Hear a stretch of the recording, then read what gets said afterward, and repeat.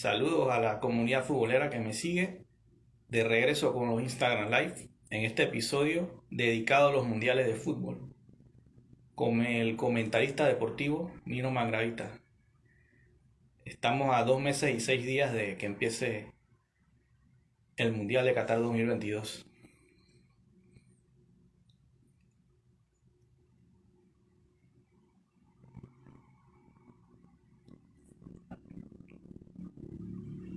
Saludos a los que se van sumando a la transmisión.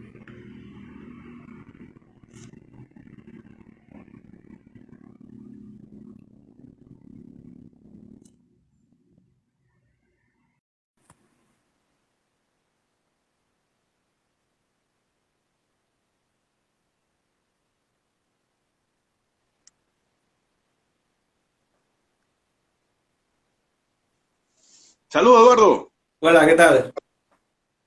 ¿Cómo estás? ¿Cómo te va? Muy bien, Saludos. agradecido por aceptar esta invitación. Te vengo siguiendo tu trayectoria como comentarista desde el Mundial, referente a los mundiales del Mundial 2002, ¿no? De Corea a Japón. Me acuerdo de cuando estabas en RPC, empezando, ¿no? El Mundial de los Trasnochadores. Sí, de la madrugadera.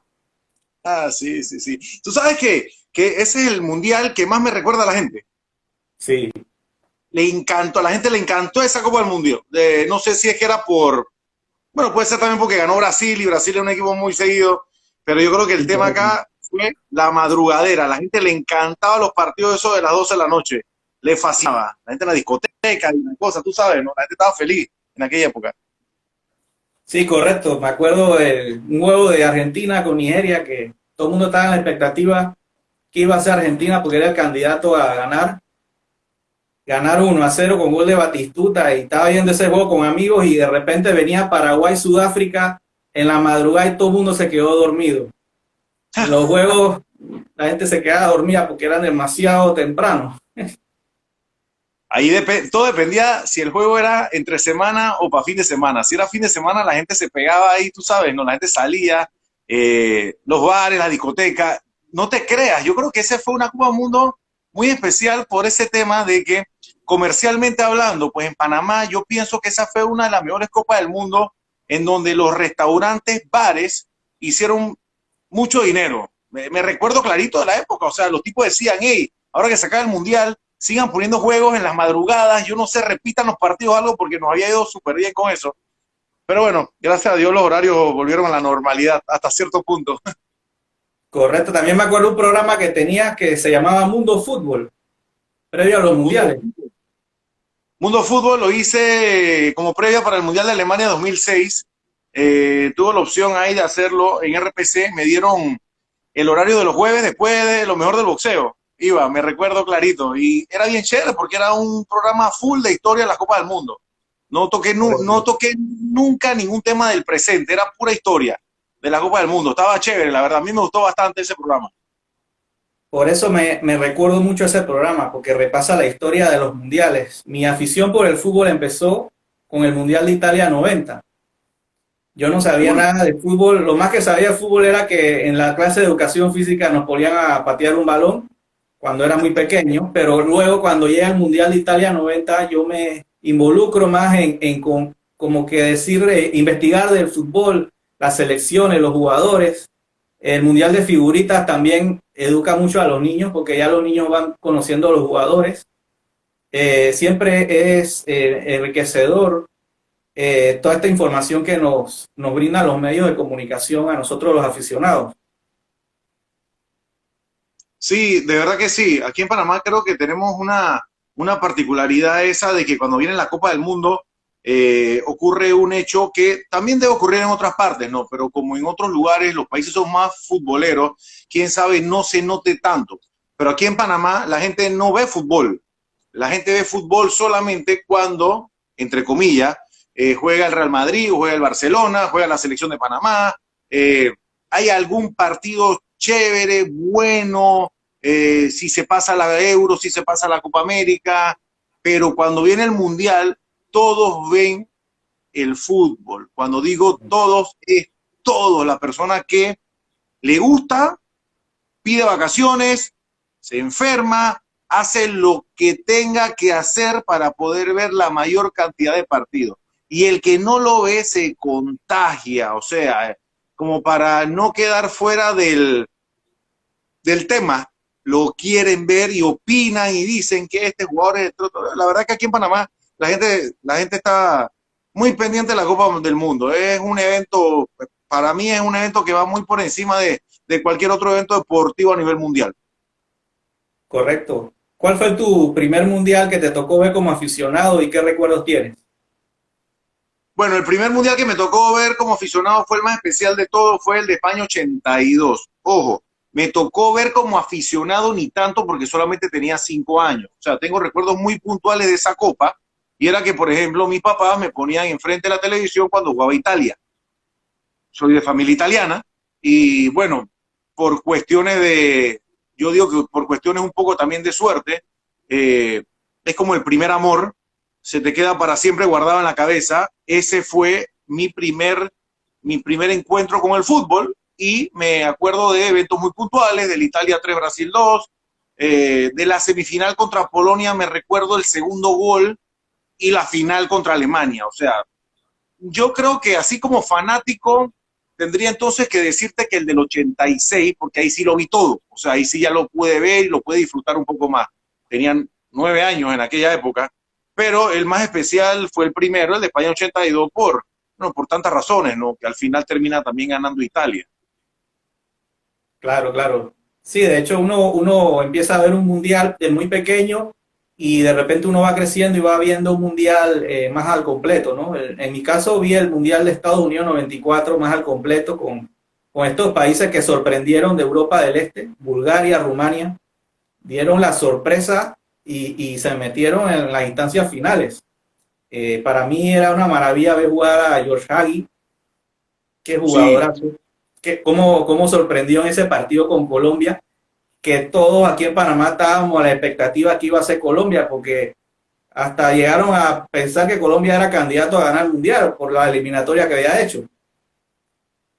sí, sí. A Colombia le afectó muchísimo, no tanto la eliminatoria, sino el post-eliminatoria, en donde ganaron una cantidad de partidos consecutivos y jugaban por todos lados. O sea, era un equipo que jugaba por el tema económico, aceptaron jugar partidos en plenos torneos en Europa. Entonces ahí Maturana tenía que hacer magia. Eh, en aquella época no existía la fecha FIFA, entonces los jugadores tenían que negociar demasiado con los clubes. Eh, Asprilla, Rincón, bueno, el Pío Valderrama y compañía estaban atravesando, más que nada los de Europa, estaban atravesando un buen momento y había una disputa muy grande. Entonces tuvo la oportunidad de jugar muchos partidos en Estados Unidos y les iba bien. Creo que el error que tuvo Colombia, bueno, no el error que tuvo Colombia, eh, cuando Pelé dijo, en aquella época, dijo, Colombia es favorita para ganar el Mundial, que lo haya dicho Pelé, creo que eso también afectó a los jugadores, no sé si tanto a los jugadores, pero afectó a la prensa colombiana y afectó muchísimo al fanático colombiano, y se la estaba creyendo. O sea, hicieron una eliminatoria buena, una racha de partidos consecutivos sin perder. Llegas en un super momento y le ganaban a equipos buenos en los juegos de preparación. Llegas contra Rumania en el Rose Bowl, te apaña Rayu Shoyu, te apaña George Hagi, te hacen la vida imposible y de una vez a tierra. Y luego viene Estados Unidos y te contrarremata. Ese fue un momento bastante especial. Tuve la oportunidad de ver esos dos partidos allá en el Rose Bowl, justamente. Tuve la oportunidad de ver Colombia contra Rumania. Y ahora que toca el tema de George Hagi, a mí me parece que George Hagi, posiblemente los jugadores que he visto jugando en vivo, eh, wow, puede ser uno de los mejores, si no el mejor. Es un tipo que se sabe parar en la cancha y tenía una visión de juego, te tocaba balones de primera, cuando tiene la opción de rematar, te remataba. La verdad que es un jugador muy, muy, muy completo. Así es, de hecho la primera vez que fui al Robert, al estadio a ver un juego, fue cuando Colombia vino a jugar acá con una selección de Centroamérica, previo al Mundial. Claro. Ese partido, le tengo una anécdota muy especial porque ese partido, Saúl Suárez, que en paz descanse, que fue compañero nuestro muchos años, bueno, terminó en contragolpe hace muchos años, hace 2019, pues cuando lamentablemente fallece. Él tuvo que ver en la traída de Colombia y ese partido fue el 1 de mayo del año 94. Colombia estaba ahí a la vuelta de la esquina para ir al Mundial. Fue día libre, aquí en Panamá se celebra el Día del Trabajador y fue un día muy especial. Fue 1-1, ¿te acuerdas que Cienfuegos metió un golazo ahí también para el equipo de Centroamérica? Y me recuerdo que la anécdota era que estaba Rambo Méndez jugando marcando al y pibe. le dio, fue al pibe que le dio, me acuerdo que lo zarandeó todo y todos se pusieron ahí, hasta el mismo Saúl Suárez, me acuerdo que me decía, uff, si este tipo me lo quiebran acá, me voy a meter en lío, o sea, me voy a meter yo en lío acá por haber traído a Colombia a jugar con este equipo de Centroamérica. Pero bueno, son parte de las anécdotas y qué bueno que pudimos ver esa selección acá bastante cerca. Sí, correcto. De hecho, en ese mundial, la dupla que nunca perdió un partido fue la de Bebeto y Romario, que al final ganaron el mundial. Sí, cómo no. Ellos llegaron en muy buen momento. Esa selección de Brasil, la verdad que, hombre, se sentía muy a gusto, jugaba bien, como que no le afectaba, bueno, no le afectaba la temperatura, las altas temperaturas, la verdad que se acoplaron muy bien a todos. Ellos prácticamente jugaron todo en el oeste. Me acuerdo que ellos jugaron ellos tuvieron la primera ronda, creo que la jugaron en San Francisco, me parece que fue uno de los partidos en la primera ronda. La verdad que a Brasil le salió todo muy bien, creo que fue un buen mundial y ese tándem de Romario con Bebeto resultó, la verdad que siempre estaba la duda esa, habían algunos jugadores que venían del Sao Paulo, que había sido campeón hace unos años atrás de la Copa Intercontinental y de la Copa Libertadores, pero hey, esta gente se fue con su Romario y con su Bebeto y la verdad que le salió muy bien a Parreira esa Copa Mundial. ¿Te tocó presenciar algún juego de Italia, ya que fuiste a Estados Unidos a ver el mundial? No pude, lamentablemente para aquella época, este fue un muy buen regalo que me hizo mi padre. Mi madre también tuvo mucho que ver porque me tenían así me tenía medio amenazado con la escuela, las notas, entonces me dijeron así como tú sabes, te lo dicen así como por encimita, dije, bueno, si pasas bien el año escolar, te voy a hacer un buen regalo. Entonces yo le dije, bueno, un buen regalo sería ir a ver la Copa Mundial en Estados Unidos. Eso fue yo me gradué en el colegio St. Mary's y nosotros teníamos, la primaria la hice en La Salle, y luego en el St. Mary's teníamos el horario americano o europeo de septiembre a mayo. Entonces me recuerdo que en septiembre del 93, ese fue como que esa fue como la apuesta, ¿no? De que, mira, si me va bien en la escuela de aquí al tercer bimestre, quiero que este sea mi regalo. Oye, y no me fue mal y bueno, me lo tuvieron eso fue así como, tú sabes, una promesa y se cumple. Pero cuando fuimos a averiguar en la agencia de viaje, no había nada en el este. Italia le tocó un grupo donde la cantidad de fanáticos era algo increíble. O sea, estaba con México, la cantidad de mexicanos que hay en Estados Unidos es abismal. Irlanda, no lo sabía en aquella época, pero la cantidad de irlandeses que hay en el este de Estados Unidos es cosa de loco. Boston, Nueva York, es una cosa, aparte de la cantidad de italianos también que hay. Y los noruegos, que como que llegó todo Noruega a Estados Unidos a ver a su selección, bueno, era algo histórico para Noruega, jugar en una Copa Mundial, no había boleto, no había boleto, y me recuerdo que me enseñaron dos paquetes.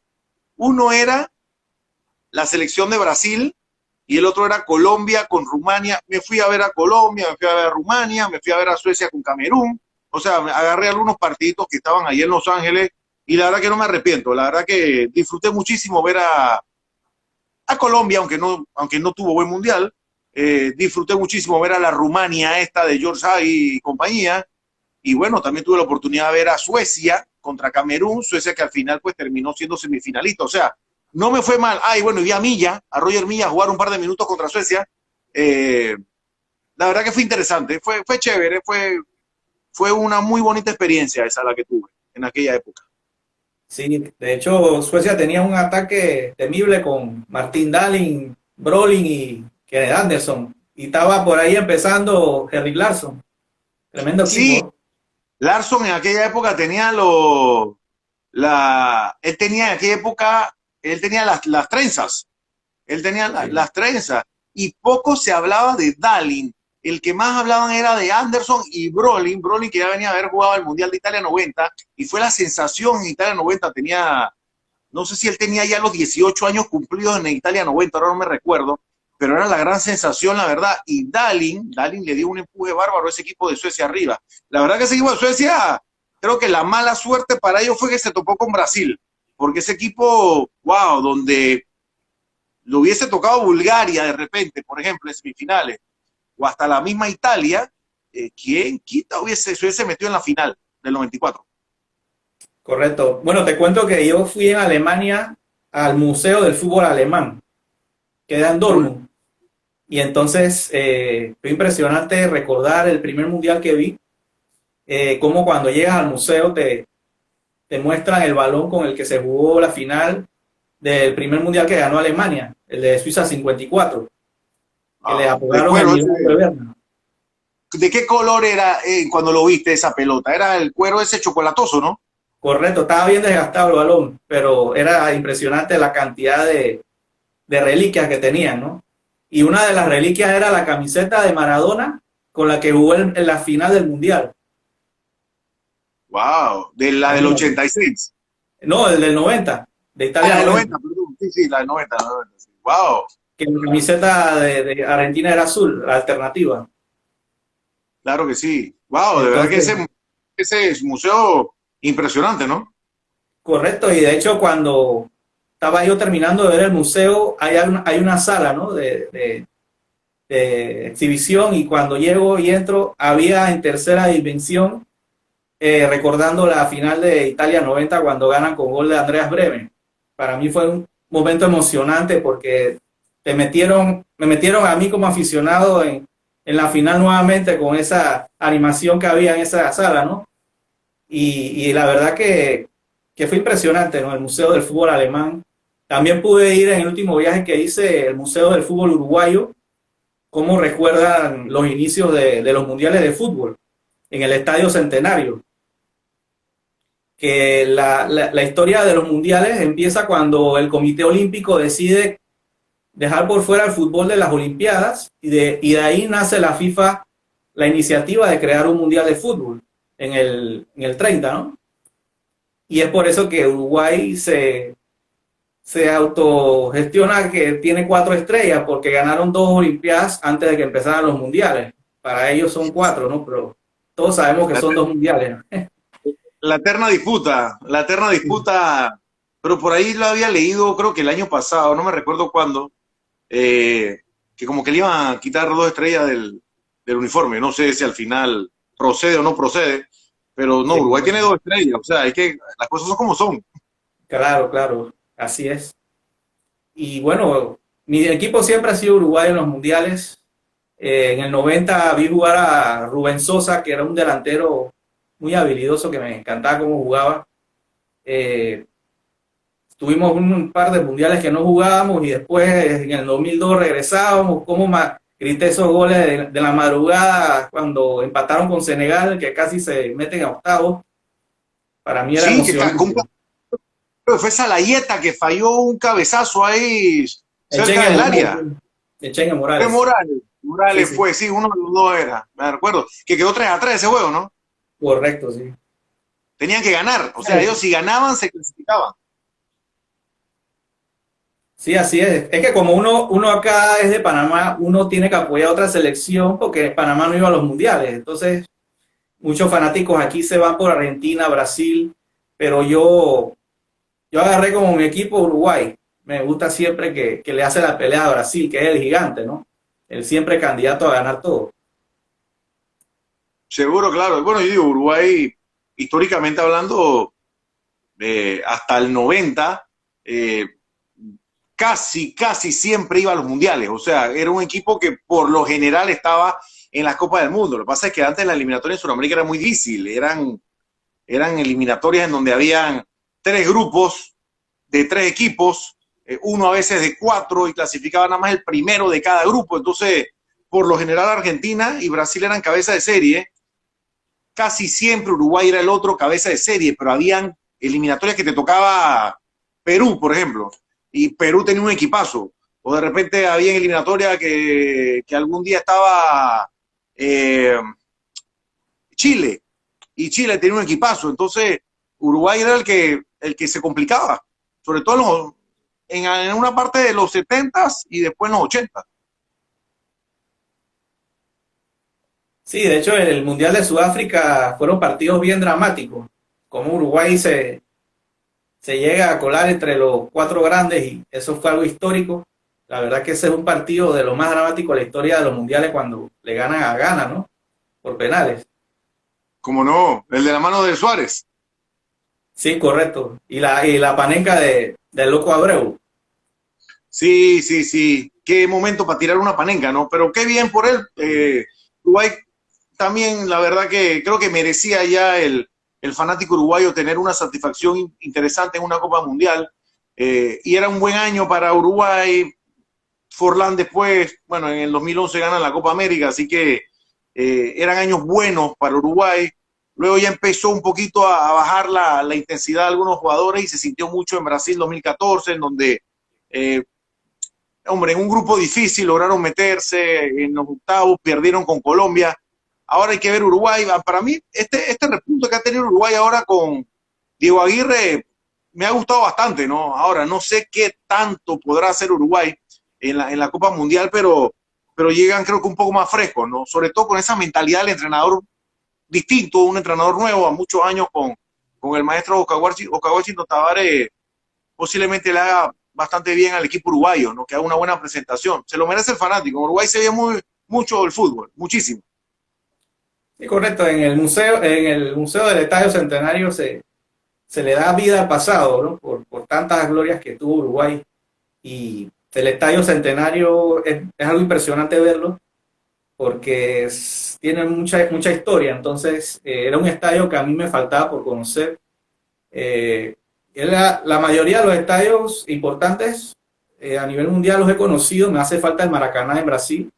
Espero algún día conocerlo, pero la verdad el Estadio Centenario pasado cobra vida. Cuéntame el Mundial del 86, ¿cómo lo viviste? Porque yo no lo viví y fue algo histórico lo que hizo Maradona.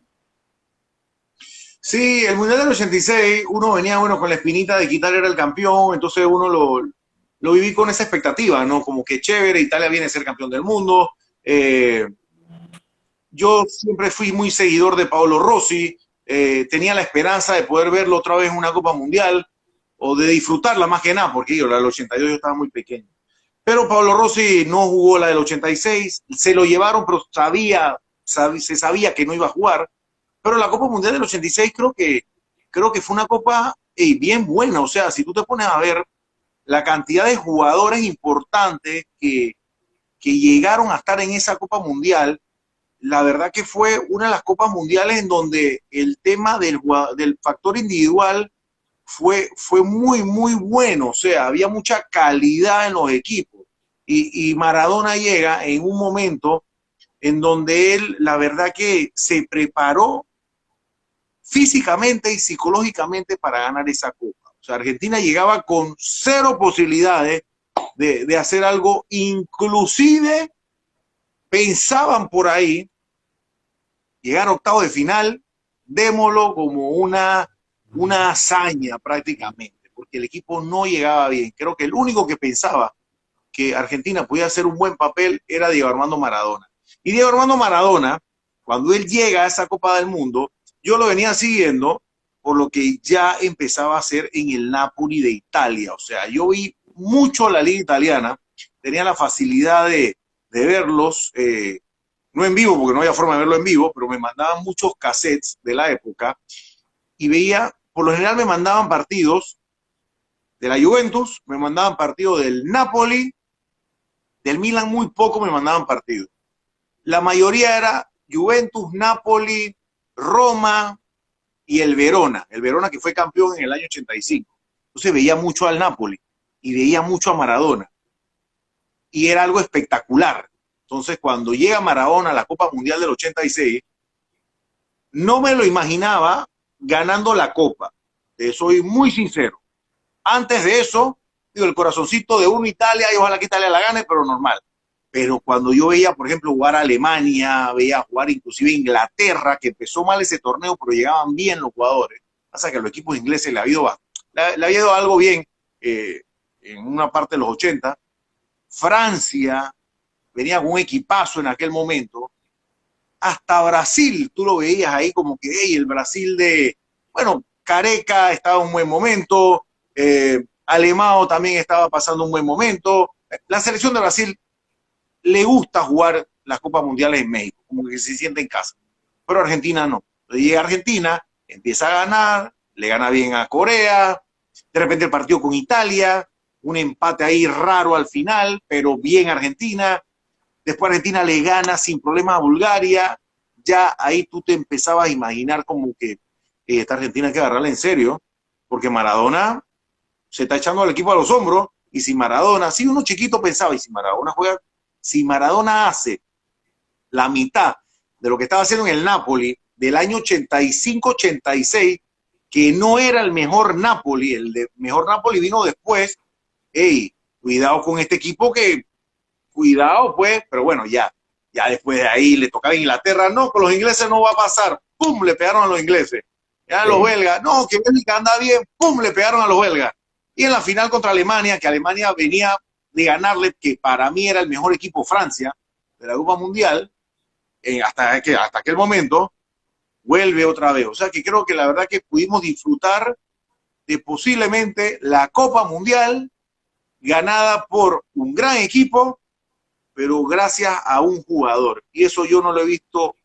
más, ni a nivel de clubes, ni a nivel de selecciones. Lo que hizo Maradona fue fenomenal en esa época, pero fenomenal. Un tipo era un extraterrestre en todo sentido. Se echó el equipo al hombro, como se dice. Total. Y mira que el Napoli, hombre por hombre, el Napoli era un equipo, a mí no me gusta usar esa palabra, mediocre, o sea, hombre por hombre, ese equipo del Napoli del año 84, 85, 86, era un equipo normalón, o sea, no tenía jugadores en la selección de Italia, tenía solamente a Fernando Di Napoli, que me recuerdo, era un man que él metía la pierna duro ahí en el medio, pero el resto normal, o sea, Salvatore Bagni, que fue bueno, sí, era selección de Italia, pero normalón, Antonioni, lo que pasa es que Antonioni ya estaba ahí de bajada, entonces Salvatore Bagni fue el que ocupó ese puesto.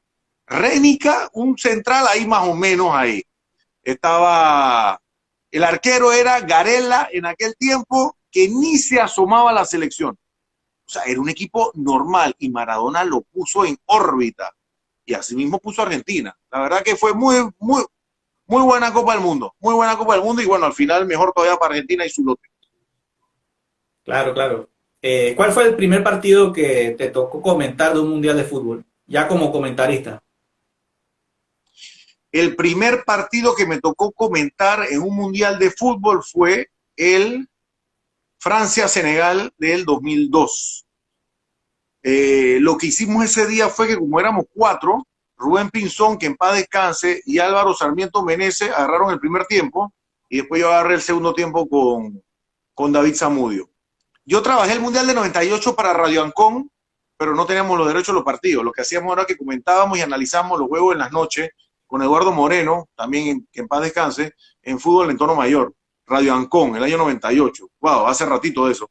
Pero el primero que ya me tocó para televisión de Copa del Mundo fue ese. Ya había transmitido Euro, había transmitido Copa América, había transmitido eliminatorias, había transmitido los Juegos Olímpicos de Sydney en RPC en el 2000, pero la primera Copa del Mundo fue ese partido, ese segundo tiempo del juego ese. Cuéntame, para ti, ¿cómo te sentías? ¿Era un sueño hecho realidad o nunca te imaginaste comentar un juego del mundial?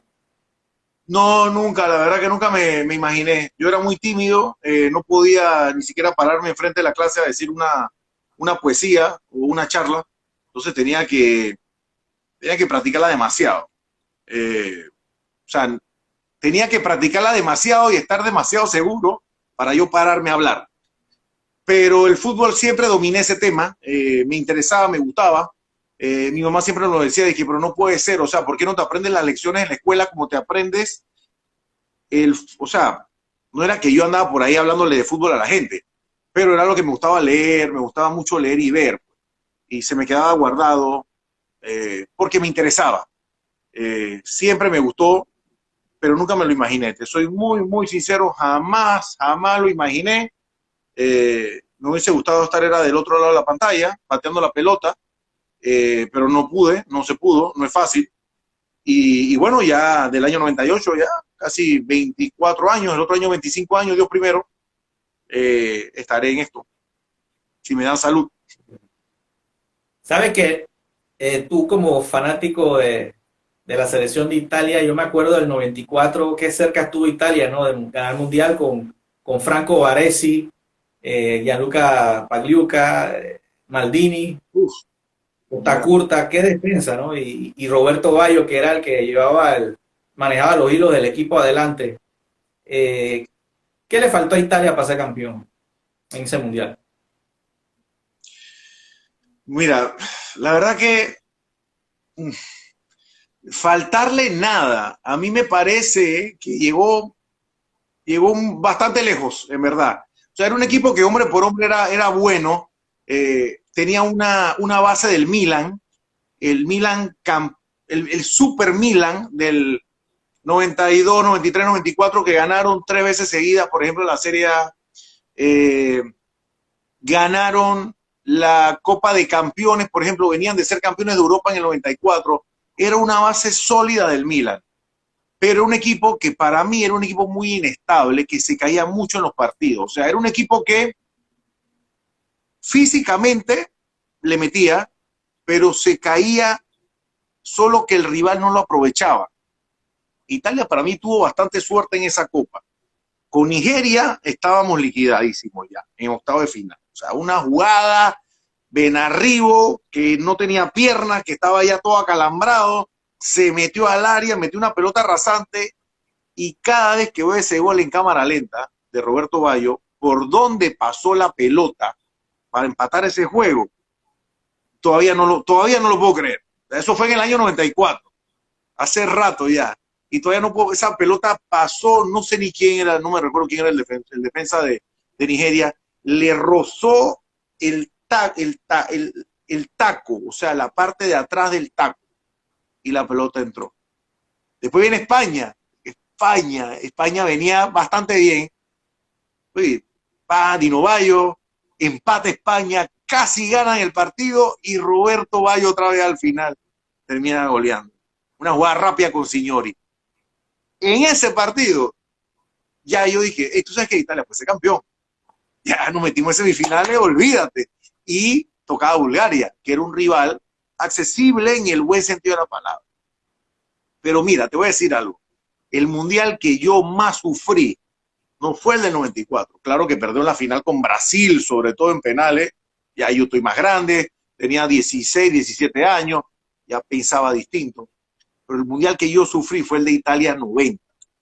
A nosotros nos prepararon para ganar ese mundial. Sí. Al jugador y al fanático.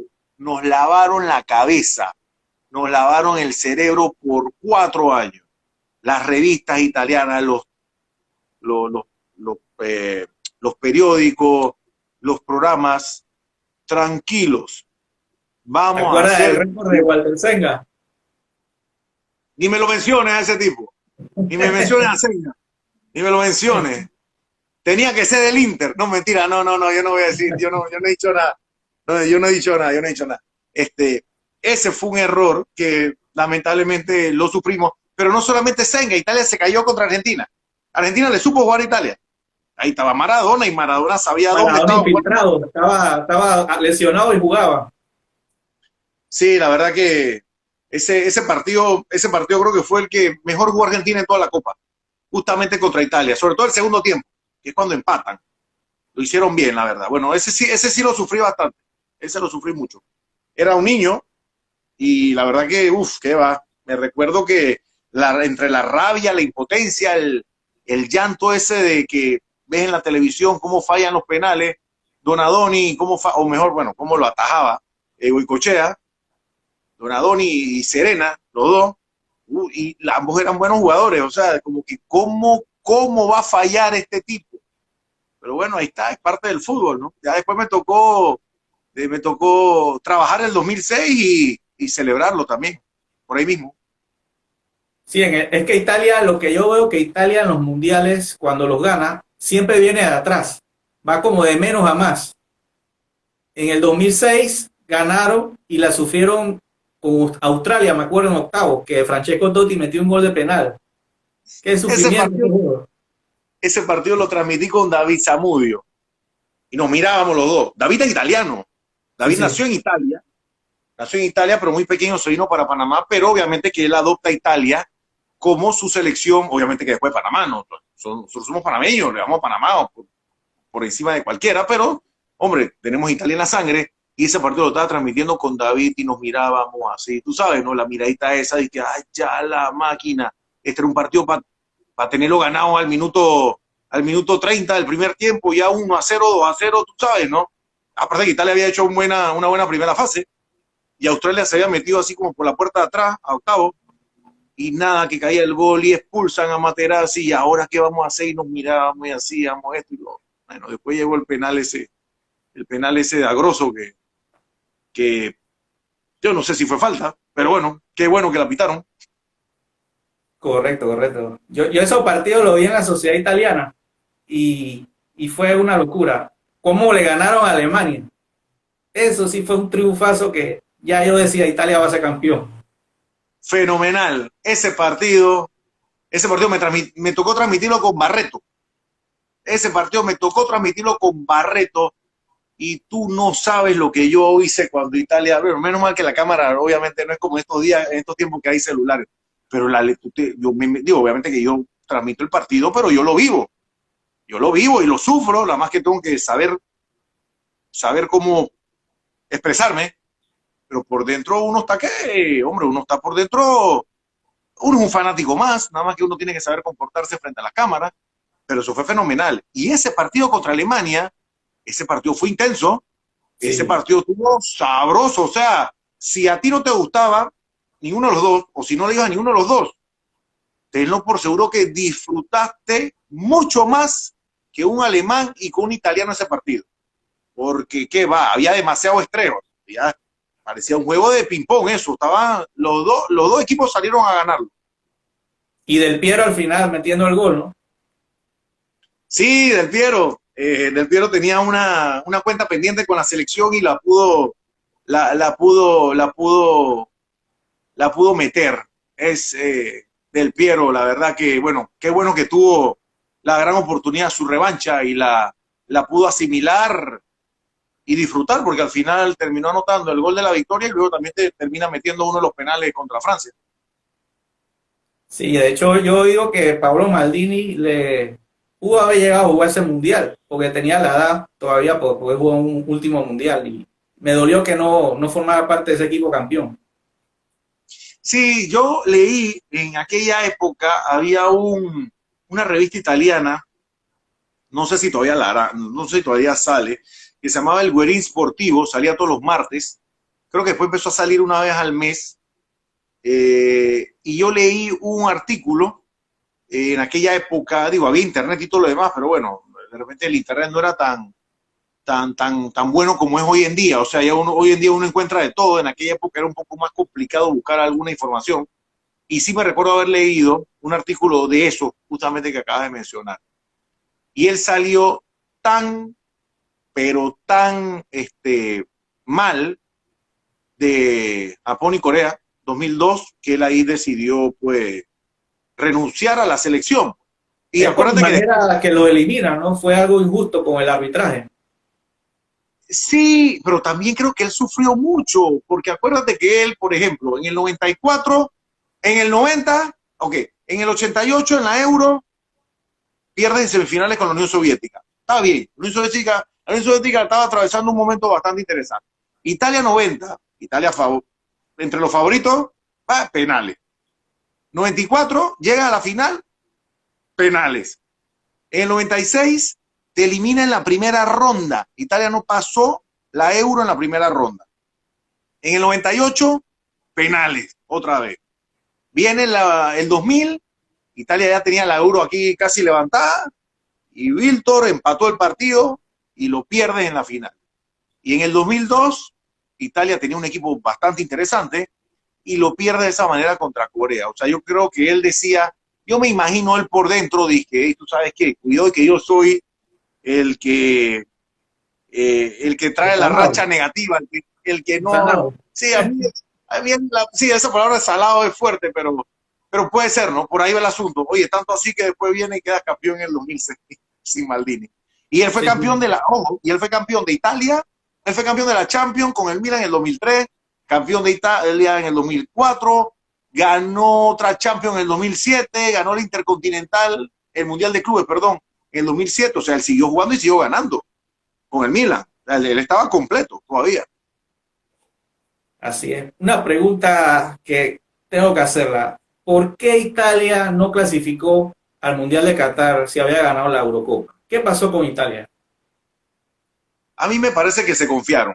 Fue un exceso de confianza en el sistema. Creo que Mancini pensó que con el mismo sistema que había utilizado en la Euro podía terminar la eliminatoria. Y la verdad que iba bien. A mí me da la impresión de que se relajaron demasiado. Se complicó muchísimo con rivales jugando inclusive en casa. Dejó perder muchos puntos. Nada más ganó un juego del resto de la eliminatoria, que creo que fue una goleada. Ahorita no me recuerdo si fue contra, pudo haber sido Lituania, pero a mí me da la impresión que se relajó demasiado. O sea, se relajaron, se confiaron como que somos los campeones de la Euro, vamos a ser campeones de Qatar sin haber clasificado a Qatar. Eso lo escuché bastante, lo leí bastante en algunos medios. A mí me late que fue netamente confianza, se confiaron demasiado.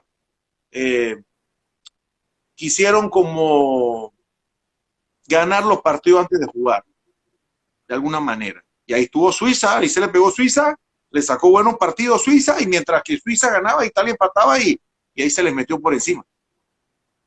Sí, de hecho el gran ausente del Mundial es Italia. Italia siempre era un gran animador, iba a competir y todos aquí en Panamá nos duele que no esté Italia en el Mundial. Sí, en verdad que es una vergüenza que no esté. Sí. Y de la manera como o sea, de la manera como se da todo. O sea, Italia aparece en el ranking de la FIFA, está entre los top 10. Pero es el único que no está en la Copa Mundial. Sí. Para mí es muy vergonzoso lo que pasó con Italia. Muy, muy vergonzoso. Lo de Rusia, como que se veía venir. Se venía salpicando ya, por un tema también de dirección técnica. Estaba Conte lo lleva a cuarto de final en la Euro del 2016, jugando bien, a un estilo muy italiano, defendiendo, contraatacando, ahí. Cacho. Más o menos. Luego lo agarra Ventura y lo echa a perder por completo. Y también lo que siempre he dicho y siempre voy a seguir diciendo, y mucha gente no le gusta esto, pero hay demasiados extranjeros jugando en Italia. Yo no te puedo permitir que Italia no tenga dos porteros buenos para selección, porque no lo tienen ahorita mismo. Jugando en Italia, no estoy hablando de Donnarumma, jugando en la Serie A, no hay. Así mismo tampoco hay centrales, todavía jugamos con Chiellini y Bonucci, y sí, ya no se puede. O sea, los delanteros de Italia, ¿quiénes son? Sí, está Berardi, Velotti, por ahí, Insigne no, Immobile, pero qué va, no son claves en sus clubes. Y si no son claves en sus clubes, es muy difícil de que puedan ser claves en la selección. Italia tuvo una inspiración durante esos 30 días de la Euro. Así también se ganan torneos. El equipo tiene que estar inspirado. Y estuvo inspirado en esos 30 días. Decía Cafú en una entrevista que es más difícil la eliminatoria que el mismo Mundial. Seguro, claro. Y sobre todo para Sudamérica. Sobre todo para Sudamérica y para otras eliminatorias. Europa de repente, ahora creo que un poco más. Por el tema ese que te dividen a las selecciones dependiendo el ranking y dependiendo resultados, y ahora te puede tocar ahora te puede tocar en una eliminatoria fácilmente, por ejemplo, Italia, y te puede tocar en un grupo, Italia, Inglaterra, Suiza. Eso antes no ocurría. Antes Italia estaba en su cabeza de serie, Inglaterra estaba de cabeza de serie, de repente Suiza estaba en cabeza de serie, ahora no, ahora esto te meten, te meten todos en un solo grupo y se complica la situación. Correcto. Si pudieras elegir un jugador, un gran futbolista que no brilló en un mundial, ¿cuál sería? De cualquier país. Sí, Un futbolista que no brilló en un mundial. Wow, esa está dura. sí. ¿Quién no brilló en un mundial, pero lo tendría en mi equipo? Francescoli, pudiera ser. Tendría Francescoli. Francescoli en el mundial no pasó mucho, en el 86, en el 90 no pasó mucho, y Francescoli era Francescoli era un crack, era un tipo que te manejaba, que te manejaba tranquilamente. El pibe Valderrama pudiera ser también, porque para ver el pibe Valderrama en el 94, en el 90, bueno, así como triunfar, como que ganó un mundial, no estuvo cerca tampoco, pudiera ser el pibe también era un jugador bastante chévere, era un jugador muy ágil, pero bueno, me quedo, para tu pregunta, me quedo con Francescoli. Yo, en mi opinión, sería Van Basten. Claro, claro, se me escapaba Van Basten, ¿cómo no? Pero sí, Van Basten, lástima la mala suerte, esas las lesiones que tuvo, pero sí, la verdad que sí, tienes razón. Van Basten en el 94, si no hubiese tenido la lesión esa del tobillo, ey, era el jugador que le hacía falta a esa Holanda. Exactamente. Por eso lo Sí, menciono, porque era un jugadorazo, ganó Balón de Oro. Bueno, tú eres tifosi del Milan, ¿cuánto hizo con el Milan? En el Mundial de Italia 90 tuvo un partido muy polémico con Alemania en los octavos. El Van Basten era un jugador top que debió haber brillado en un Mundial. seguro, claro que sí, tienes completamente la razón. La verdad que Van Basten, y si nos vamos entonces también de repente una buena camada de esos holandeses, porque Gullit tampoco fue que brilló en Copa del Mundo.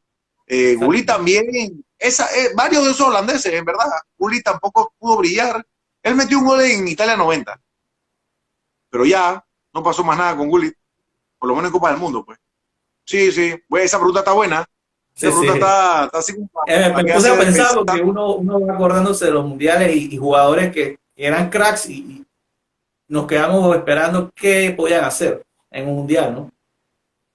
Sí, correcto. De hecho, hay otro grupo de jugadores que nunca jugaron un mundial, como Eric Cantona.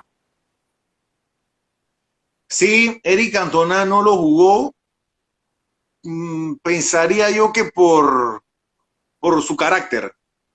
Él pudo haber estado en el Mundial de 98, Sí, él pudo haber estado ahí, pero bueno, no querían problemas los franceses con alguna fichita en su Mundial. No, prefirieron dejarlo por fuera.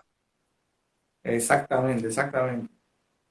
De hecho, Inglaterra, bueno, él jugó en Inglaterra, debió haber sido campeón con Francia, ¿no? Pero siempre hay este problema de los jugadores polémicos. Hablando ya de la selección inglesa, me gustó mucho en Italia 90 qué equipazos tenían y hubieran podido haber sido campeones tranquilamente, ¿no? Con Gascoigne, que estaba en lo mejor de su carrera. Claro que sí, y ese fue el Mundial en donde se dio a conocer David Platt, también, justamente en Italia 90. Tenían un gran equipo, pero hey, los cruces te liquidan, o sea, le tocó su bestia negra, en pocas palabras. O sea, está bien que le ganaron la Copa Mundial del 66 a los alemanes, pero tú a Inglaterra le pones a Alemania enfrente y es un problema. O sea, la verdad que se suelen complicarse, o sea, han ganado partidos. Es más, en la Euro del 2021 ellos eliminan a Alemania, creo que lo eliminan en octavos de final, si la memoria no me falla. Pero en Copa del Mundo, chuleta, la verdad que en Copa del Mundo tú le pones Inglaterra y Alemania enfrente, y no solamente Inglaterra, le pones a varios equipos a los alemanes enfrente y ¿qué va? Las piernas empiezan a temblar. Así es, así es. Recuerda que hablamos hace un ratito de la mala suerte que tuvo hasta cierto punto Suecia en el 94, enfrentándose con Brasil, que a la Sí, postre fue campeón. Bueno, lo mismo es Inglaterra. Quién sabe si le hubiese tocado otra llave, le hubiese tocado de repente a Argentina o a la misma selección de Italia en semifinales, quién sabe le hubiese podido haber ganado. correcto. ¿Cuál selección crees tú que fue como el campeón sin corona? Como que debió haber ganado el mundial porque iban sobrados y al final se quedaron con la mano vacía. Bueno, sobrados como tal, eh, digo, muy puntual por lo que pesó en la historia, por lo que uno leyó y pudo ver por encima. La Hungría del 54 me parece que es el gran perdedor de todas las copas del mundo. O sea, ellos venían de inclusive jugar, los jugadores húngaros eran jugadores que brillaban en sus clubes. O sea, esa misma selección de Hungría tenía una racha de muchos partidos antes de la Copa Mundial. En el año 53 la habían ganado Inglaterra en Wembley, le metieron, no sé, 6-3, creo que fue ese partido. Ese tendría que ser. Pero la Eh, época moderna, ya en la época moderna, te pudiera decir que la Holanda del 74, esa Holanda del 74, wow, la verdad que, uff, si te pones a ver los partidos completos, que se pueden ver ahora por internet, uno lo busca y lo puede ver, fue superior a todos los que se enfrentó hasta la final. Inclusive la final creo que también fue superior en el aspecto táctico a Alemania, nada más que Alemania pues encontró la manera de ganar ese partido, pero digo, o sea, esa Holanda del 74 sí, me atrevo a pensar que sí, puede ser. sabes que en estos días leí un artículo interesante de esa final del 54, ya que el creador de la marca Adidas le dio tacos a los jugadores de Alemania para que no se resbalaran en el terreno de juego. Y eso los ayudó a ellos a poder ganar esa final porque se jugó bajo una lluvia muy intensa. Los jugadores húngaros se resbalaban y gracias a los tacos que le brindó el señor Adidasler, creador de Adidas, los alemanes pudieron ganar ese partido 3-2 que se le llama el milagro de Berna. Y Claro, desde ahí es más, la marca Adidas se pudo popularizar en toda Europa. claro que sí, es más, creo que la Adidas presenta ese hecho como parte de la introducción cuando hablan de la marca, ¿no? Es muy bueno eso. Aparte también, te digo que no solamente lo del tema de los tacos Adidas, sino ese partido en específico, inclusive hay películas. Tú acabas de mencionar El Milagro de Berna, la pueden buscar en redes y hay una película que trata de eso, o sea, le dio la vuelta al mundo en aquella oportunidad, por varios temas muy puntuales, pero eso lo de Hungría, olvídate, o sea, Hungría no va a ser campeón nunca. En el 54 era para que fuese campeón, ya no, olvídense de eso, húngaros perdieron su momento de gloria, con su mejor camada de la historia, ese era el momento de ellos. Correcto. ¿Cómo tú te documentabas antes de que viniera la era digital del internet y todas estas cosas?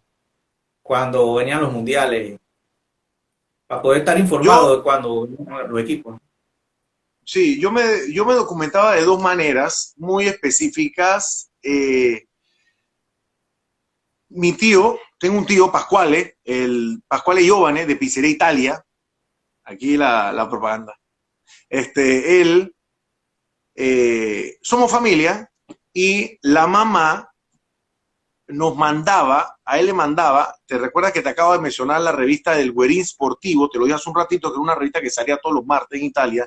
Ella esperaba 4 revistas, las metía en un sobre y las mandaba para Panamá. Mandaba 8, 4 para Pascuales y 4 para mí. Ahí empecé a leer, pero eran revistas más que nada de actualidad, o sea, de lo que estaba pasando en Italia, de lo que pasaba en las competiciones europeas, de lo que pasaba en el momento. Pero también tuve la oportunidad de recibir videos de un tío en Venezuela. En Venezuela, Radio Caracas Televisión y Venevisión te pasaban todo tipo de evento de fútbol. Te pasaban Copas del Mundo, eliminatorias, la Euro, todo, y pasaban Liga Italiana también. Ellos me grababan los partidos y me los mandaban con mi papá. Mi papá tenía que hacer algunos trabajos. En aquella época mi papá trabajaba con unos barcos atuneros y descargaban en Cumaná, allá en Venezuela, o cargaban allá, y él venía para Panamá y me traía los cassettes, me traía 6, 7, 8 cassettes. Y aparte de eso, tenía la oportunidad de recibir mucho libro de fútbol, con historia. O sea, no solamente con números. O sea, no solamente era de que los números de 1930, Francia 4, México 1, anotó no, o sea, libros que te contaban la historia. Y eso la verdad que a mí me ayudó muchísimo. O sea, por eso que te digo que mi mamá me regañaba y me decía, pero ¿cómo es posible que tú te puedas quedar leyendo un libro de fútbol y no te puedas quedar, oye, nada más te están pidiendo que te estudios sociales de la página 10 a la página 15, que se aprendan la lección? Pero bueno, no, lo que yo le decía, no me gustaba, pues, o sea, me gustaba el fútbol y lo leía. O sea, así era de la manera que yo me documentaba. Mira, a mí siempre me ha gustado la historia de los mundiales. Aquí en la casa, cuando estoy en paz, me pongo a ver, y lo he visto 1000 veces. De repente, ay, me acuerdo del Mundial del 62, y ay, me acuerdo del Mundial 62, la batalla es en Santiago, que Chile le ganó a Italia, y ahí me voy y me pongo a ver algún partido de Chile 62, y me pongo a buscar. Me encanta la historia, la disfruto, la he podido ver. Y cuando veo un libro por ahí que viajo, ya no compro tanto libros por internet, pero cuando viajo y entro a una biblioteca, por ejemplo, una librería en Bogotá, por ejemplo, que he ido, mejor dicho, y entro a una librería, veo libros que aquí en Panamá no llegan. Es más, acá no hay librerías casi, aquí hay muy pocas librerías, y las que hay no traen tampoco tantas biografías de fútbol, de deporte. Y los compro, los leo, me encantan mucho los libros de historias de fútbol. Ya yo no compro mucho, o sea, ya yo no leo tanto estadística. La estadística ya me la sé, ya sé cómo quedó, ya sé cómo quedó el partido, ya sé quién fue el goleador, pero me encanta leer. Entonces cuando leo, siempre se aprende cosas nuevas. Cada libro te trae una historia distinta y eso, enriquece muchísimo. Me entretiene bastante, la verdad. Me encanta mucho. Sí, de hecho, uno de los mundiales, por ejemplo, cuando uno era más pequeño, que uno estaba en la escuela, yo me las arreglaba en el 98 y llevaba un televisor portátil blanco y negro. En esa época, imagínate. Y veía ahí escondía los partidos del mundial porque eran en la mañana, en plena clase. Yo en el año 90, como vinimos de la invasión y las clases todas, bueno, fue un chanchullo ese año.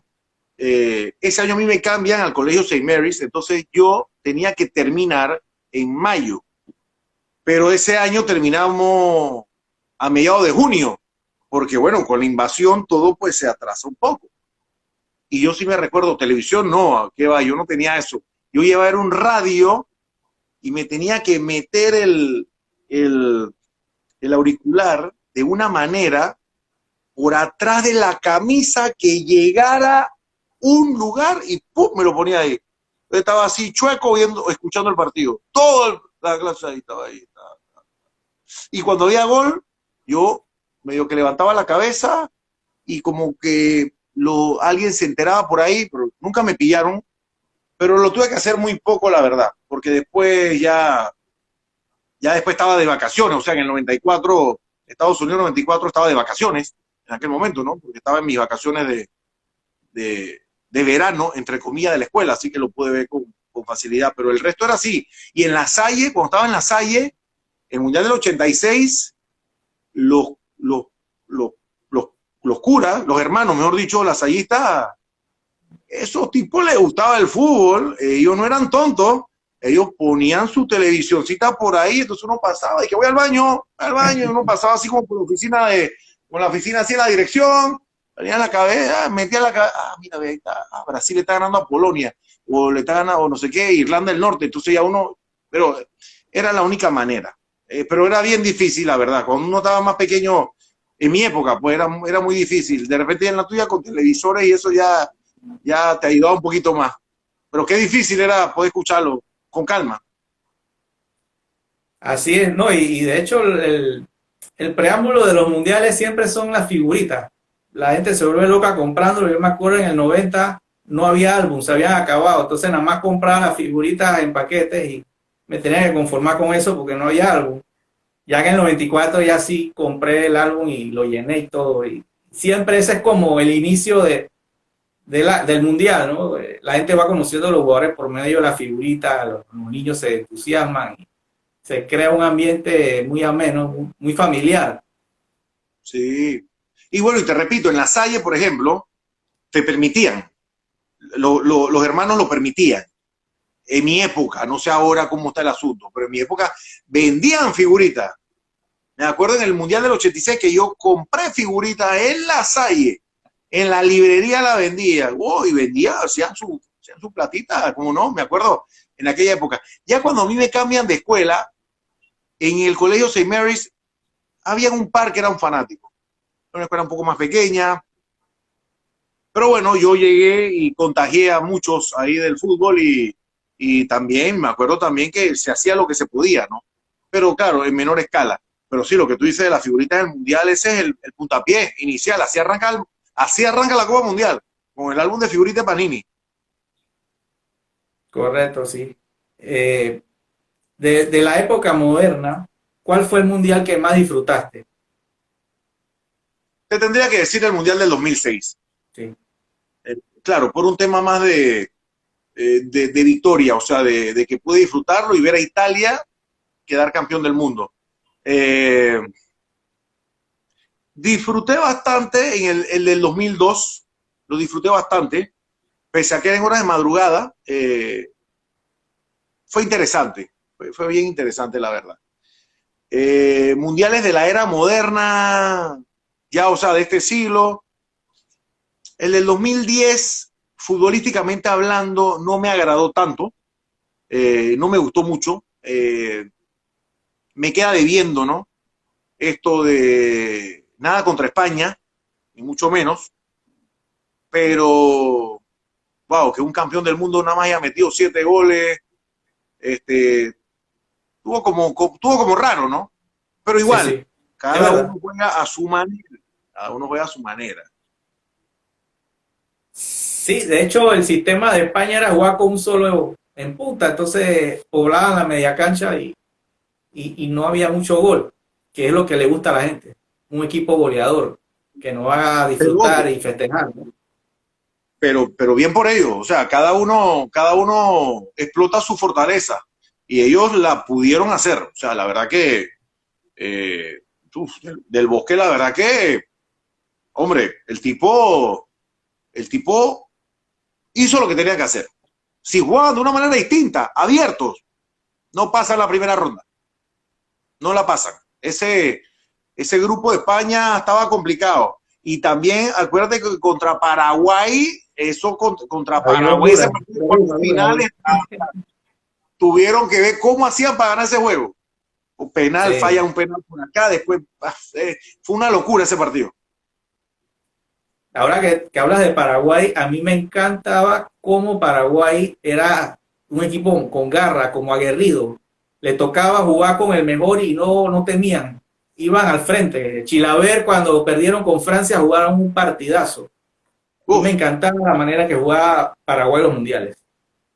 sí, ese Paraguay del año 98 fue un buen Paraguay. Ellos sufrieron ese famoso derecho a piso en la eliminatoria rumbo a Estados Unidos 94, que les tocó el grupo ese con Colombia y con Argentina y con Perú también estaban en ese grupo. Es más, ellos huesearon contra Perú. porque si ellos le hubiesen ganado a Perú, Argentina quedaba eliminada de la Copa Mundial. Hubiese quedado fuera de la eliminatoria y hubiese ido Paraguay a la famosa repesca esa después contra Australia. Claro. Ese Paraguay ahí venía trabajando. Y el Paraguay que va a Francia 98 era un Paraguay bueno, o sea, era un Paraguay con jugadores consolidados en sus respectivos clubes. Ese equipo de Paraguay, ese lo dirigía Cesare Maldini y lo agarró justamente para la Copa Mundial y Sí. le dio la vuelta al equipo. Con Francia, bueno, hicieron lo que pudieron, ¿no? Trataron de llegar a los penales. ¿Tú te imaginas a Chilaver jugando esos penales contra Francia? Ese tipo que hoy le atajaba 2 o 3 penales a los franceses. Fácilmente. ¿Qué haría Francia? No sabe ni qué hacer en la cancha. No, y la saga de Paraguay era Celso Ayala, Gamarra, Chiqui Arce. Yo me acuerdo perfectamente cómo defendían y iban al frente después al contragolpe. Ese equipo de Paraguay en el año 98, ellos estaban con España, Bulgaria y creo que era Nigeria. Ellos le terminan a Nigeria, ¿verdad?, para clasificar y dejan España. Sí, sí. Dejan España. ¿Cómo no? No sé. Ese equipo estaba bueno. Bien bueno. No, y de hecho España en los mundiales no le iba muy bien hasta que por fin se destaparon en el 2010 con esta generación que venía ganando todo en el Barcelona, que era la base de esa selección de España. Sí, ahora que dices eso, de verdad que España, cómo sufrían los mundiales. Sí. España agarra un giro en México 86. De ahí para atrás era un equipo normalón en las Copas Mundiales. Pero normalón, digo normalón, era un equipo que iba a las Copas del Mundo a ver si de repente agarraba algunos puntos buenos en la primera ronda. De ahí, más nada. España creo que el único equipo interesante que tuvo fue en Chile 62, que se lesionó Di Stéfano, que no pudo jugar, que se hablaba en aquella época que España podía ser protagonista. Tanto así que fueron campeones de la Euro en el 64. Después de ahí, borrón y se desapareció por completo España. Nada, si ni siquiera clasificaba a los mundiales. No iban. Exacto. Ellos no fueron a ver. Ellos fueron al 66 fueron, ahora no me acuerdo, creo que no. Al 70 no fueron, 74 no fueron. Volvieron en el 78 a ir a una copa. Y no pasó nada con España. En el 82 lo ayudaron a clasificar. Ahí le metieron la mano negra a los hondureños. Honduras era el que tenía que haber estado en octavo final, en la segunda fase, que era una ronda de grupo. España tuvo suerte. Ya después en el 86 ya cambia la camada. Ya viene una camada más futbolera, más de toque, más vistosa. Michel, Butragueño, empezó a aparecer también Sanchís, ya se veía su Bizarreta y toda esa gente. Ya el equipo de España ya tenía otro tipo de jugadores, un poquito más fino, más de toque. El jugador español era muy brusco, muy tosco antes. Ya cuando empezaron a tratar mejor la pelota vinieron los resultados también, mejores resultados por lo menos. Correcto. ¿Qué selección llamada modesta de estos equipos chicos que de repente llegan al mundial y dan la sorpresa te recuerda más de los mundiales que has visto? Modesta como tal, que te puedo decir que hicieron una muy buena Copa del Mundo. Tendría que decirte, me lo puedes refutar, Bulgaria en el 94. Tenía a Stoichkov, tenía un par de jugadores interesantes, pero era una selección que nunca te ibas a imaginar que iba a estar peleando una semifinal. Exacto, de una Copa del Mundo. O sea, a lo rápido, porque la Rumanía de George Aiesate jugaba al fútbol y Rumania tenía al Steaua de Bucarest en los años 80, fue campeón de la Copa de Campeones. O sea, el fútbol rumano siempre te regalaba jugadores buenos, jugadores de buen pie, jugadores exquisitos técnicamente. Pero los búlgaros no, los búlgaros llegaron al Mundial de 94 y Vamos a ver qué sale. Ellos empezaron perdiendo con Nigeria. Me recuerdo clarito, perdieron 3-0 con Nigeria. Nigeria hacía su debut en Copa del Mundo. Fue la sorpresa en ese mundial. Y después Bulgaria empezó ahí, ¿Quién más estaba en ese grupo? Le ganaron a Grecia, le ganaron a Argentina. Argentina, sí. Y ahí se metieron a octavos. Le ganaron a México en octavos, por penales. Y ellos eliminaron a Rumania. No. Ellos eliminaron a Alemania. Ellos eliminaron a Alemania sí. En cuarto final. Alemania de con Lechkov, el calvo, el calvito que metió un gol de cabeza. Lechkov. Buen partido. Sí. Buen equipo ese. Sí, estaba Balakov, Lechkov, Mijailov era el portero. Había Mario que jugaba. Mijailov fue el mismo portero que tapó en México 86. Ok. El mismo. Solamente que ahora en el 86 era calvo. Se hizo un injerto y ya para el 94 tenía cabello. Por eso es que la gente de repente no se lo recuerda. Eran dos distintos, o sea, era como si hubiera dos personas distintas. Imagínate, el 94, del 86 al 94. Esa selección tuvo rareza, en verdad, estuvo buena. Estuvo bien buena. Pero digo, también hay que hablar de repente, por ejemplo, de selecciones. O sea, la de Perú no era una selección modesta, Perú era una selección interesante. Cuando llegó a cuarto de final, por ejemplo, en el 70, era una selección buena en Sudamérica, pues. Pero así modesta, que haya llegado de manera impensable, esa de Bulgaria estuvo buena. Croacia, por ejemplo, en el Mundial pasado, sorprendió a muchos llegando a la final, sí. Pero eran jugadores como los rumanos, por ejemplo, del 94, ya consagrados, jugadores que sí, muy buenos técnicamente, jugadores muy buenos todos ellos. Esos equipos de lo que era la Yugoslavia antes, siempre han sido muy buenos. Cuando era Yugoslavia que jugaban los croatas y los serbios juntos, Dios mío, qué equipazo eran. Sí, sobre todo en los 60. Ellos en los 60 llegaron a tener muy buenas selecciones, muy buenas selecciones. Luego tuvieron como un bajón, un bajón interesante, pero también varias selecciones del este. O sea, no sé al final qué fue lo que sucedió, porque la Unión Soviética, por un momento en los años 60, era una selección en Europa que te ponía a pensar. En los 70s bajó un poquito y luego regresó con fuerza en los 80. Esa selección de los 80, esa selección de la Unión Soviética, ahora que estamos hablando del Mundial de México 86, me acabo de recordar, ese fue un equipazo también. Eso fue un equipazo. Ellos perdieron con Bélgica en los octavos de final del 86. Y sí me recuerdo un par de jugadas así medias polémicas. Ese equipo de la Unión Soviética del 86 era bien bueno, muy bueno. Estaba para ser inclusive, ¿por qué no? Semifinalista. Pudo haberlo logrado. Así es. ¿Tú en algún momento te imaginaste que Panamá iba a jugar un mundial? Digo, tenía la corazonada, ¿no?, de verlo. O sea, tenía más que nada las ganas de verlo. Pero la verdad que no lo veía.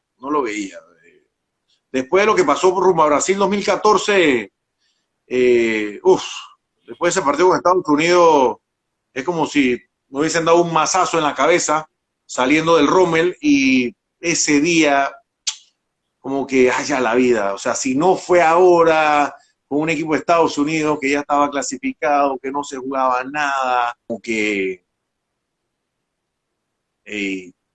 ¿cuándo iba a ser? El fútbol nos dio revancha rápido, pudimos disfrutarlo 4 años después. Ahora espero estar en el 2026.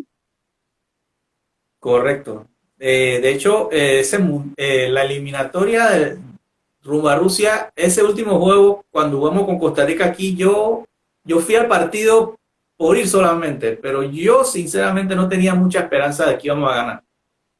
Y menos ir al Mundial. Creo que nadie esperaba eso. Se necesitaba una combinación de resultados interesantes, ¿no? Costa Rica teníamos que ganar a Costa Rica, que podía pasar. Costa Rica estaba clasificada. Entonces después el Honduras con México y el Trinidad Estados Unidos venía de meternos 4 goles, iban a salir con todo. Bueno, menos mal que nos salieron las cosas bien ese día. Y bueno, que nos salieron bien en todo sentido. Que no había VAR, No había VAR. que vieron lo que no tenían que ver en ese momento el asistente o el árbitro. La suerte la tuvimos de nuestro lado. Correcto, correcto. De hecho, ¿cómo viviste tú la participación de Panamá en el Mundial? Mira, fue muy especial. Yo en ese tiempo estaba todavía en COS. Teníamos los 24 únicos en aquel momento. Y a nosotros nos tocó, Panamá jugó contra Bélgica a las 10 de la mañana, fue ese partido. ¿Te recuerdas si fue la hora esa? Como Bueno, las 9, creo que era. Me acuerdo que como las a las calles estaban 9. vacías. Bueno, a mí me tocó transmitir el primer partido del día. O sea, ese era uno de los partidos de los 24 únicos que teníamos nosotros en aquel momento en COS. Y se acabó el partido, lo quise venir a ver aquí a la casa.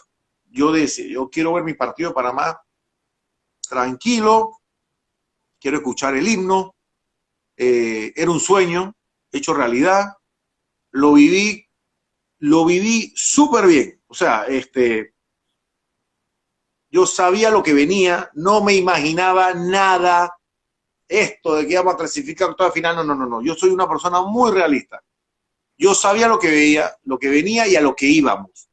Pero yo estuve, cuando escuché las notas del himno nacional, era como si tuviese trasladado al País de las Maravillas. O sea, era uno de los momentos más bonitos que he podido disfrutar aquí en casa. Estuve en aquel momento con mi esposa, me acompañó. Mis hijos, bueno, estaban en la escuela, pero solamente con el hecho de saber que en las escuelas le iban a poner el partido a los pelados, a que vieran el juego de la selección, podían ir con su camiseta roja. Todo eso fue parte del film. La verdad que lo viví. No tengo queja. En ese momento dije, cuando se acabó el himno, dije, ya puedo morir tranquilo. O sea, ya puedo morir tranquilo. Vi a la selección, vi a mi país, donde nací, en un mundial, vi la bandera, escuché el himno. Vamos para adelante, vamos con todo. Que venga lo que sea. Sí, de hecho a mí me dolió el partido último que jugamos con Túnez porque íbamos ganando en el primer tiempo y esa fue mi gran alegría en el Mundial. Yo grité ese gol como un loco porque era emocionante ir ganando un partido mundial. O sea, yo no podía creerlo. Entonces el planteamiento del técnico al segundo tiempo, me acuerdo que saca a Gaby Torres, que era el único delantero que había puesto, y nos quedamos sin delantero. Entonces él salió a defender el 1-0 y él no debió haber hecho eso. Entonces perdimos ese partido y me dolió porque teníamos el juego en las manos para poder ganarlo. Y hubiera sido algo histórico. Ese partido no lo puede disfrutar mucho porque a nosotros nos tocó transmitir el otro juego, el de Inglaterra con Bélgica. Como chocaban, sí, pero no me acuerdo con Duro, con Álvaro Martínez, con Duro Hueso. Nosotros teníamos teníamos el monitor, obviamente, el que estamos transmitiendo, pero teníamos el otro de Panamá ahí. Era así, era bien. Aparte que yo creo que nadie nos vio ese día nosotros. Nadie vio el partido de Inglaterra con Bélgica, así estaba jugando Panamá. Así que nosotros estamos ahí tranquilos, un partido bien relax, narrando, comentando un partido, pero estamos viendo el otro. Fue bien raro, pero bueno, es parte de lo que nos toca, ¿no? Así nos toca, es nuestra tarea, tratar de llevar todos los partidos de la mejor manera posible y nos ha tocado perdernos algunos juegos por estar comentando otros. Correcto. ¿Te ha costado en algún momento comentar un partido porque el equipo que está jugando es el equipo de tu corazón y ves como que hay una decisión arbitral que no te agrada? Sí, obviamente que sí. Cuando juegan tus equipos, o sea, en mi caso, por ejemplo, cuando empecé, o sea, te estoy hablando en mis primeros años, ya a esta altura ya te lo puedo manejar de una manera distinta. Yo empecé muy joven, o sea, yo empecé en el año 98. Yo en el año 98 cuando yo empecé tenía 20 años cumpliendo 21. Obviamente que se me hacía difícil. Más que nada, en aquella época con Italia, estás ganando un partido, los penales, por ejemplo, contra Holanda, en la Euro del 2000. Yo ese partido lo transmití con Barreto. Yo agarraba a Barreto y le quería, casi, no le pegué, pero no, o sea, era como que los penales, el penal lo fallan los holandeses, después el otro. O sea, es difícil, en verdad, sí se me hacía difícil. La final contra Francia, digo, el partido lo tenía Italia ganado, pa. Después viene el 2002 contra Corea. Los errores arbitrales, las decisiones que tomó Byron Moreno. Pero ¿qué vas a hacer? O sea, tú te debes al público, tú te debes al televidente. Digo, no eres porrista, me tenía que tragar esas ganas de repente decir algo que hubiese dicho estando en mi casa, viendo el partido, ¿no? Pero bueno, aprendí, he tenido muy buenos maestros que me han llevado por el buen camino. O sea, tuve a Eduardo Moreno, que más descanse, un maestro. David Zamudio, que para mí es una persona muy, muy buena. O sea, David Zamudio, olvídate de la narración y de la presentación en cámara. David Zamudio como persona siempre se preocupó por nosotros, digo, y se sigue preocupando. Ya no trabajo con él, pero se preocupa mucho por su equipo de trabajo, y eso es lo que trato yo de hacer también con los míos, pues, con los que tenemos ahora, que son más jóvenes, llevarlos por el buen camino, porque al final ellos son los que van a continuar. Pero sí, con la pregunta que me hiciste, sí era difícil, cómo no, y con los partidos de Panamá también. El partido de Panamá, ese partido de Panamá, por ejemplo, cuando nos tocó transmitir la Copa Oro del 2005, que llegamos a la final, el partido con Sudáfrica, que hay un penal, que después se va a penales, con Colombia también, o sea, son partidos donde la emoción va un poquito más allá de lo que uno espera y tienes que comportarte.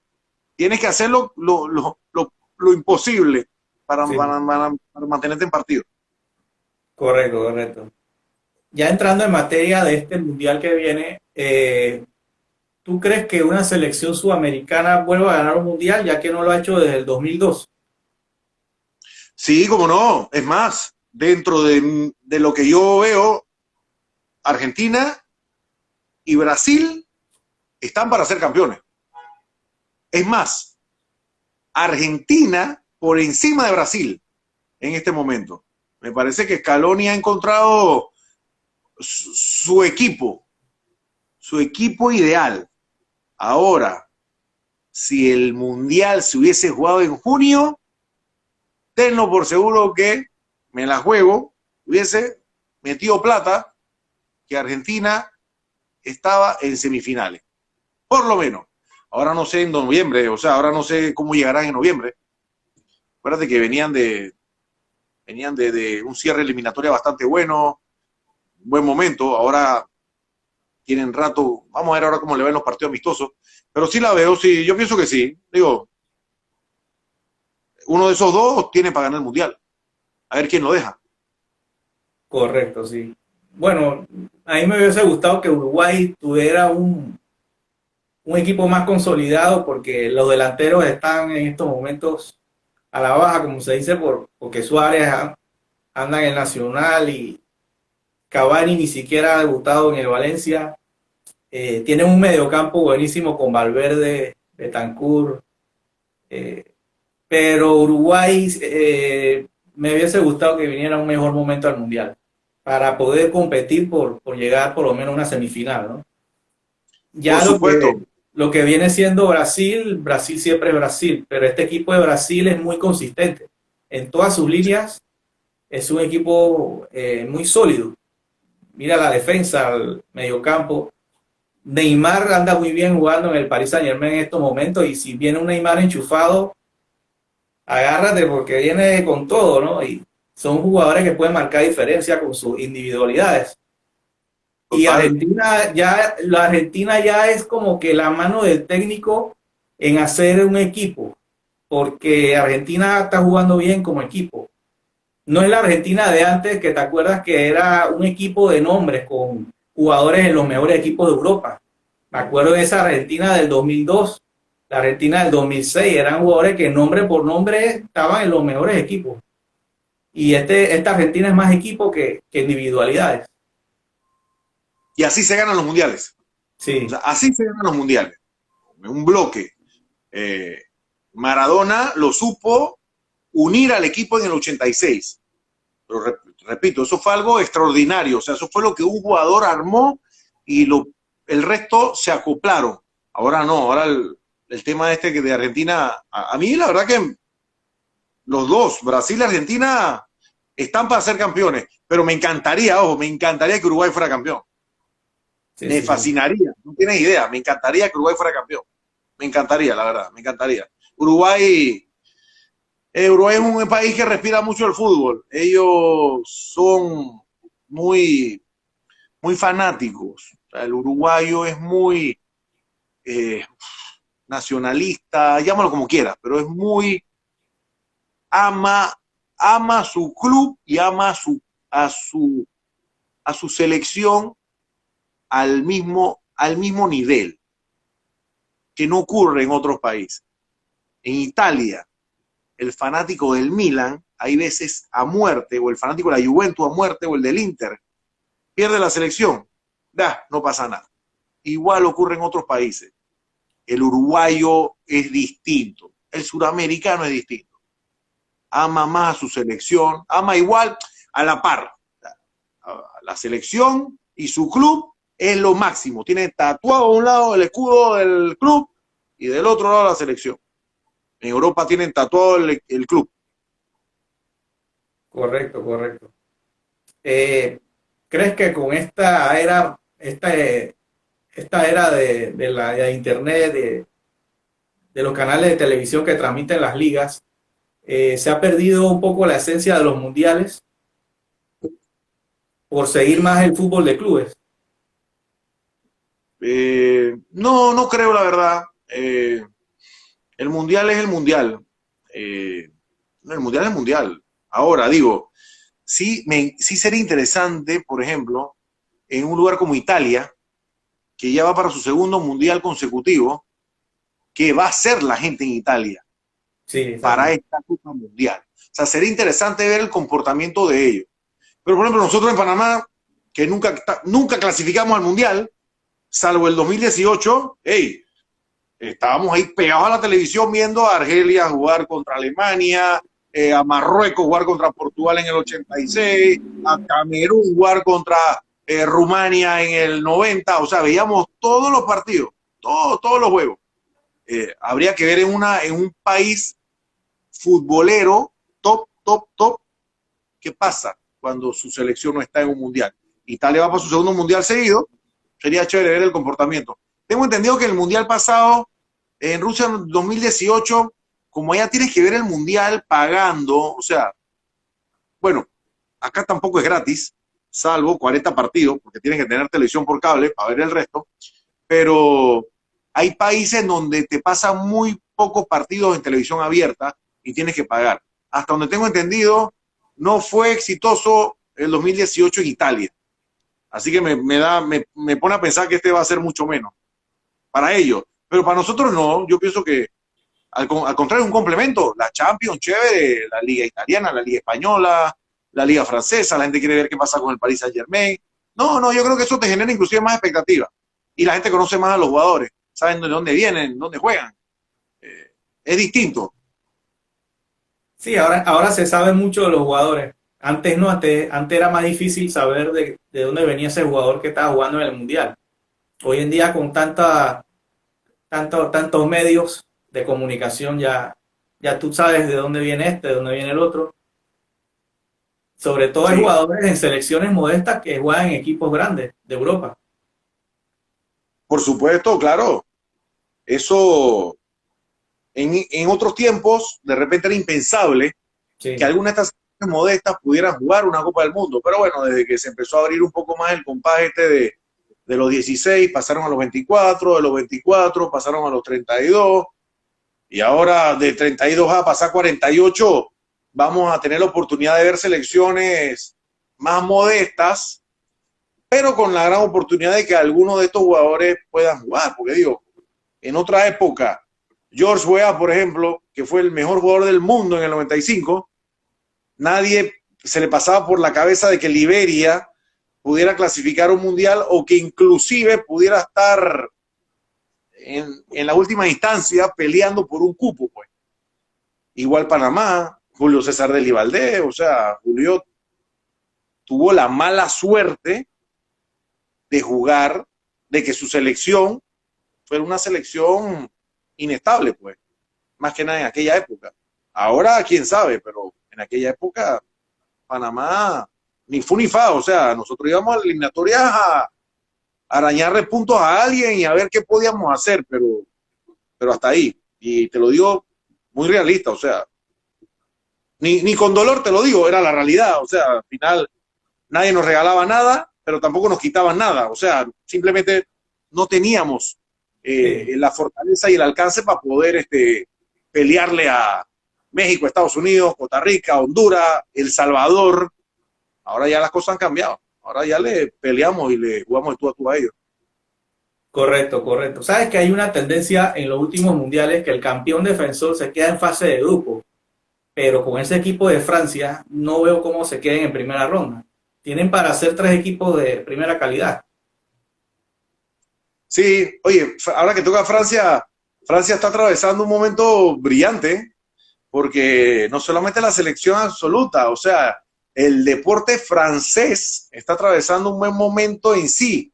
Eh, Algo están haciendo y algo tenemos que copiar, porque les va bien en el básquetbol, ahí vi que en el Eurobásquet se metieron en semifinales, suelen ser protagonistas en fútbol en todas las categorías, fútbol femenino también, o sea, la verdad que algo están haciendo, o sea, habría que estudiar exactamente qué está pasando a nivel infanto-juvenil para tratar de copiarlo, ¿no? A nuestra escala, a ver si podemos destacar un poco más en todos los deportes, porque biotipo tenemos.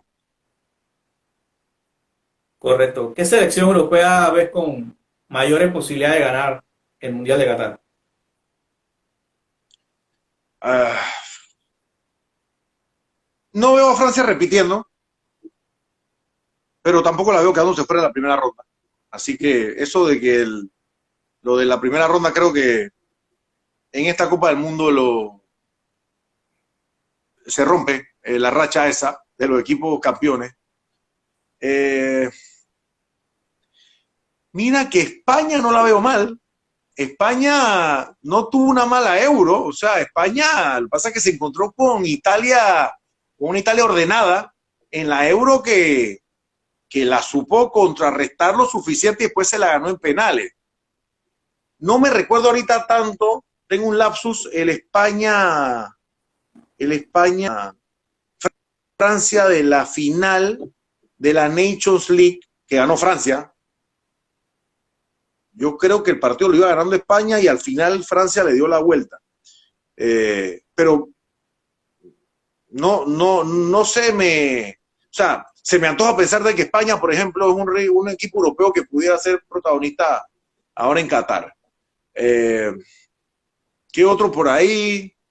Alemania, posiblemente, si se enciende, pudiera ser también protagonista, pero así como que Croacia vuelva a estar peleando una final o que de repente, no sé, Suiza vaya y entre en semifinales o pelee, no creo. Creo que por ahí España. ¿Tú sabes qué equipo pudiera hacer un buen papel en el Mundial? Dinamarca. Pudiera ser. Me parece que Dinamarca pudiera tener una buena copa. Sus jugadores están pasando un buen momento y te repito, donde se lleguen donde se lleguen a juntar y vuelvan y lleguen a tener unos 30 días buenos, quien quita, ¿no? Pudiera estar ahí peleando puestos importantes. ¿Cómo va Inglaterra? Inglaterra pudiera ser. Inglaterra pudiera ser. Pero mira que no lo he visto bien en el arranque de la Nations League. No lo he visto bien en la Nations League. O sea, no sé si es técnico o jugadores que agarran una caída y les cuesta. Ellos jugaron contra Alemania en la Nations League y contra Italia, si la memoria no me falla, para ver. No, perdón. No jugaron contra Alemania, van a jugar contra ellos.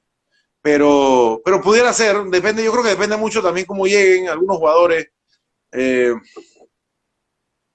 No lo veo, la verdad, así como peleando el título, pero quién sabe, depende de los cruces, por ahí dependerá mucho los cruces con quién se vayan enfrentando.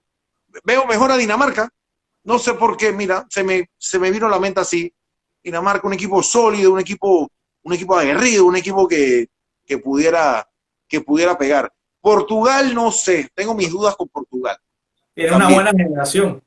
La gente joven nueva con Bruno Fernández. Sí. Si Portugal se concentra en jugar como equipo y se olvida que está Cristiano Ronaldo para resolver, pudiera hacer una buena copa. Pero si Portugal decide en darle toda la pelota y todo el peso a Cristiano, no sé qué tanto. O sea, Cristiano es un gran jugador, es un buen jugador. Yo lo pongo en mi equipo y lo pongo de titular, pero ahorita mismo como para que Cristiano cargue con un equipo y en una Copa del Mundo lo veo difícil, la verdad. Sí, de hecho, ese Portugal de ahora es un equipo que tiene jugadores en los mejores equipos del mundo. O sea, le están dando un equipo a Cristiano que le puede jugar muy bien. Es lo que él necesita. Si él viene inspirado y en buena forma física, ese equipo puede llegar bien lejos.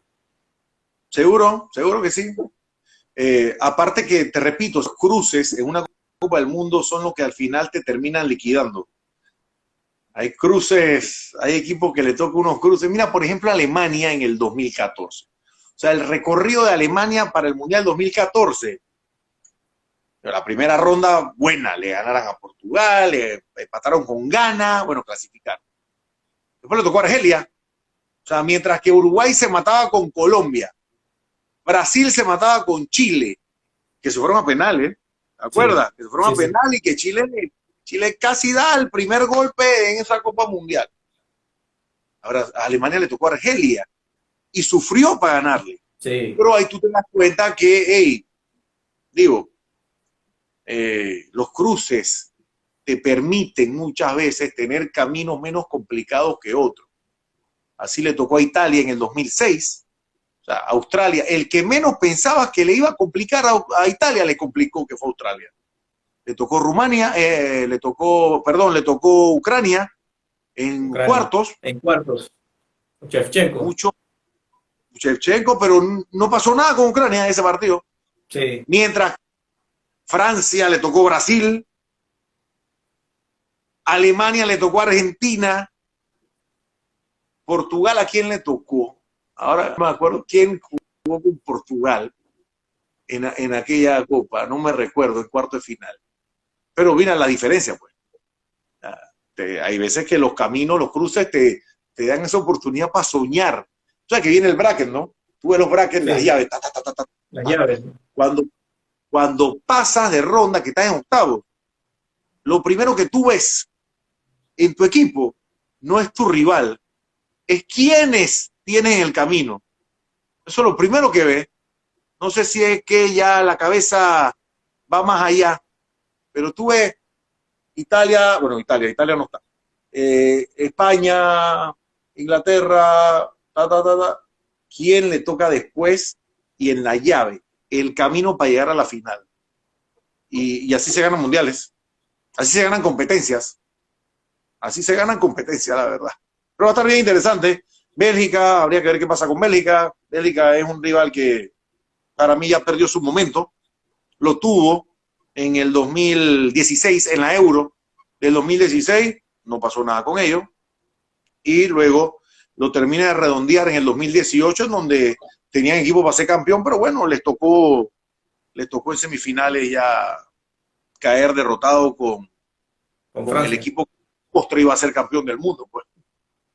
Correcto. ¿Cuál es el horario de los partidos en el Mundial de Qatar? En la primera ronda, 5 de la mañana, 8 de la mañana, 11 de la mañana y 2 de la tarde. Esos van a ser los horarios de la primera ronda. Y ya después, a medida que vayan pasando, que haya menos partidos por día, ya 11 y 2 van a ser los juegos. Así que bueno, ustedes prepárense para ver una cobertura importante, los partidos, programas especiales, programas de análisis. Nosotros en Tigo Sports no tenemos los juegos de la Copa Mundial, pero le mantendremos una programación para que usted pues no se pierda de nada durante el torneo. Y sí le tengo que decir que si salen, que si están en la calle, que si van a algún lugar y no pueden ver su partido, si se quiere escapar, si en el trabajo no tienen televisión y todo lo demás, ahora pues se va a estar lanzando próximamente una aplicación, una app de Tigo Sports, en donde ahí va a poder ver los 64 partidos de la Copa Mundial, que es la única manera en streaming que se podrá ver el Mundial, pues. De manera legal, pues.